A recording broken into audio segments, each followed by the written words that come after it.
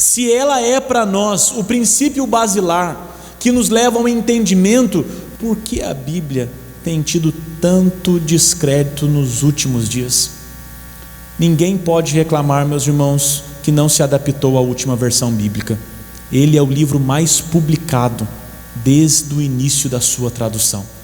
Há Bíblias, meus irmãos, traduzidas e parafraseadas para todo tipo de gente, em todo tipo de situação. A Bíblia da mulher, a Bíblia do homem, a Bíblia da criança, a Bíblia do solteiro, a Bíblia do viúvo, a Bíblia do executivo, a Bíblia do empreendedor, a Bíblia de quem não quer fazer nada, a Bíblia para todo mundo.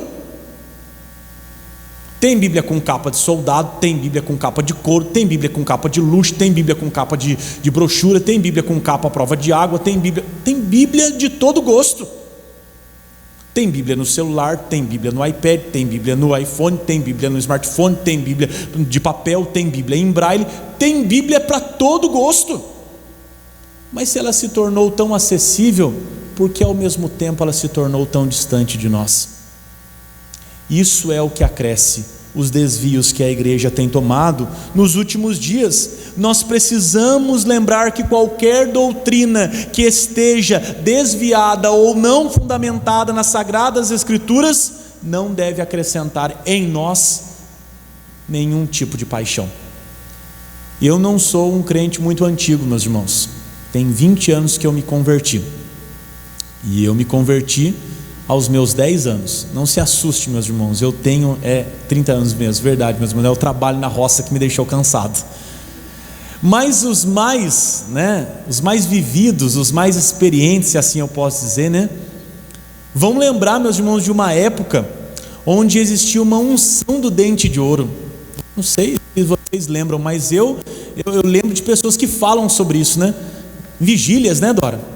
Deus está fazendo aqui um movimento tão grande que há pessoas que estão tendo os dentes, ficando dourado. Qual relevância, meus irmãos, de ir para um encontro com Deus e sair com a dentadura dourada? A não ser que você queira se tornar cigano, há um grande acréscimo para a sua vida. Mas não há nenhum tipo, meus irmãos, de bênção que vá transformar a sua vida espiritual dessa forma. Houve depois um outro movimento, meus irmãos, a bênção de Toronto, e as pessoas caíam no riso, o Espírito Santo tomava as pessoas vocês lembram disso? E aí começava a se dar gargalhada na igreja, gargalhada. Depois que passava a bênção de Toronto, a unção do riso, meus irmãos, as pessoas se tornavam tão vazias quanto no início. Qual a relevância disso?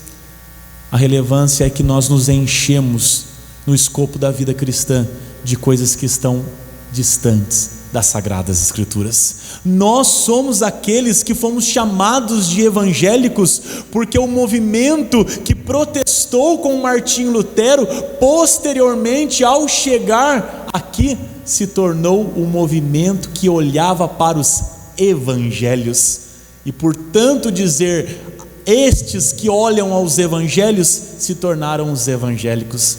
E nós que hoje precisamos de uma nova contra-reforma para olharmos novamente as Sagradas Escrituras.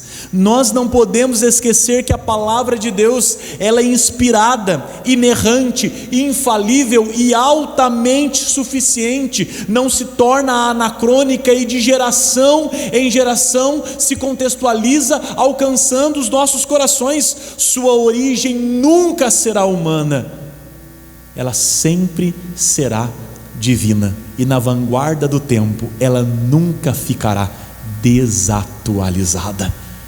É por isso, meus irmãos, que os livros que são escritos, eles vêm com novas versões, mas a Bíblia nunca terá no seu paráfraso, versão 1, versão 2, versão 3 ou nova versão, porque a Bíblia permanece única, meus irmãos, de tempos em tempos. Para que não sejamos enganados, nós precisamos ter os olhos fitos novamente na palavra de Deus. E eu quero lhe perguntar, meu irmão, se o movimento da reforma nos ensinou que nós nos distanciamos da palavra de Deus, é necessário fazer novamente reforma na sua vida, ou este ponto você ainda não absorveu?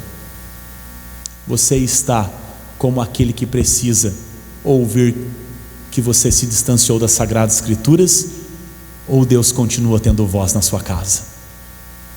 Eu aprendi algo, meus irmãos, que ao homem que Deus não tem voz, nós não devemos ter para ele ouvidos.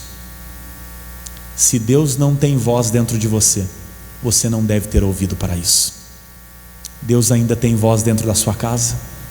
Deus ainda tem voz dentro do seu coração? Nós precisamos lembrar que não são as nossas experiências que validam as Sagradas Escrituras, mas são as Sagradas Escrituras que validam se as nossas experiências são com Deus. Nós vivemos num tempo de tanta subjetividade, onde as experiências é que validam se a Bíblia de fato é para nós. Eu tive uma experiência, pastor, desceu sobre mim a unção da lagartixa e eu subi nas paredes de casa. Ou pastor, desceu sobre mim a unção do leão de Judá e eu fiquei rugindo lá no quarto.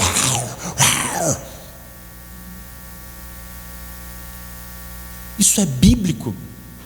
Se isso é bíblico, amém, mas se não é bíblico, refuta estas coisas, se apega à palavra e vive o que ela tem para você.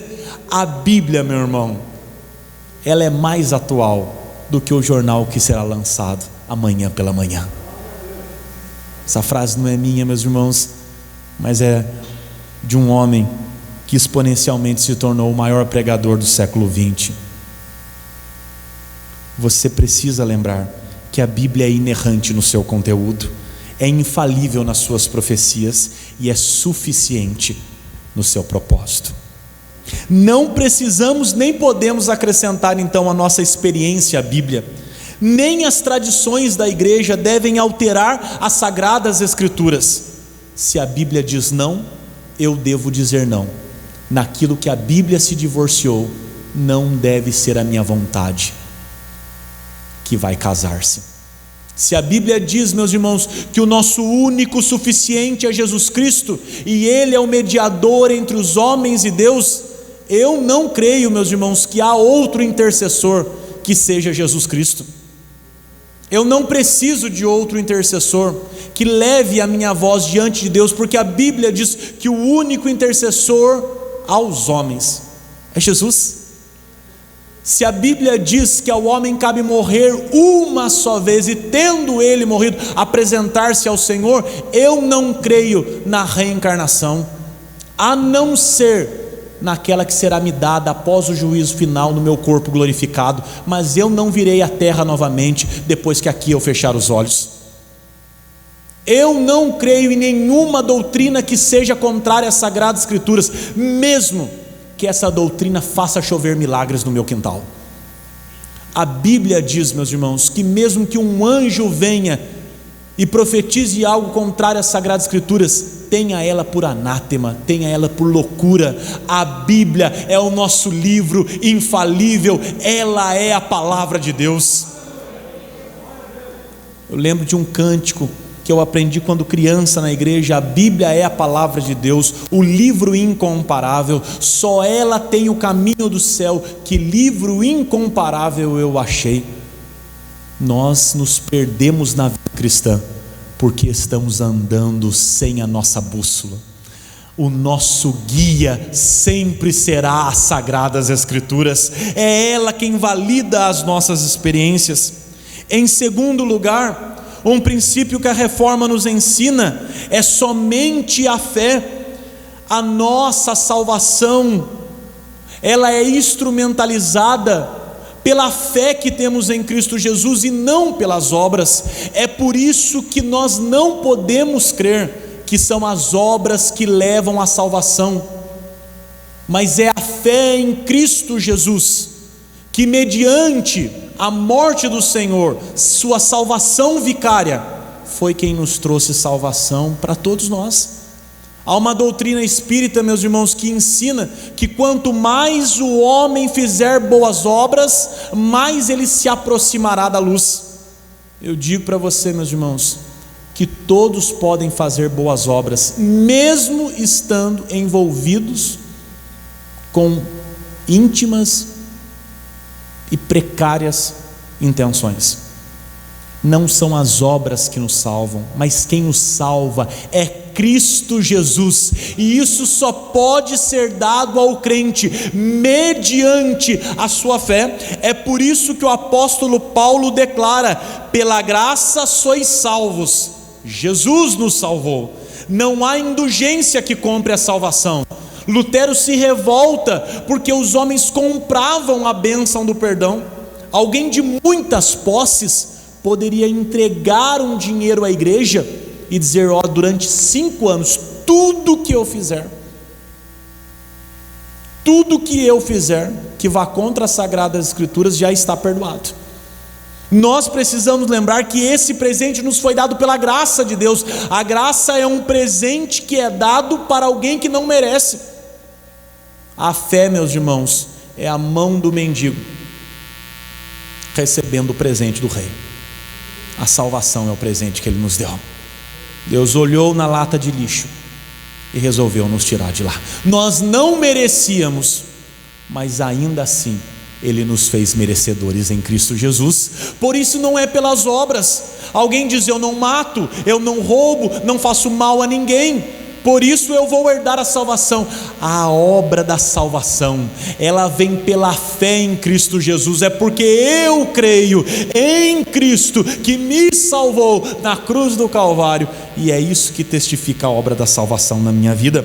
Vale destacar que a fé salvadora, ela é também um dom de Deus, e é por isso, meus irmãos, que nós não podemos crer que a salvação pode ser comprada. Não há nada que faça nos comprar a salvação. Mas isso pode ser interpretado de outra forma nos nossos dias. Sabe o que isso significa? Que não é porque você é bonzinho que você vai ser salvo, meus irmãos. Você vai ser salvo porque Jesus morreu na cruz por você. Você era pecador, mas Ele pagou o seu pecado com a vida e lhe deu vida para que você vivesse a vida que é dele.